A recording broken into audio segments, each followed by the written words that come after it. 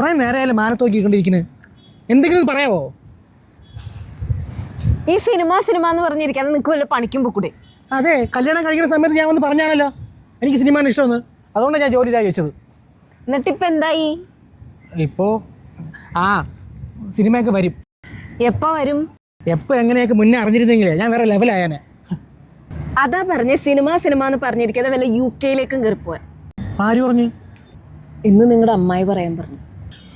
എല്ലാരും കൂടി UK കെട്ടിയെടുക്കണം. അവിടെ എന്ത് തേങ്ങ ഉള്ളത്? എന്ത് പണ്ടാരടക്കി വെച്ചാൽ അമ്മായിയുടെ 2 മക്കളും UK പോയി നന്നായിട്ട് സമ്പാദിക്കുന്നുണ്ടെന്നാ പറഞ്ഞു.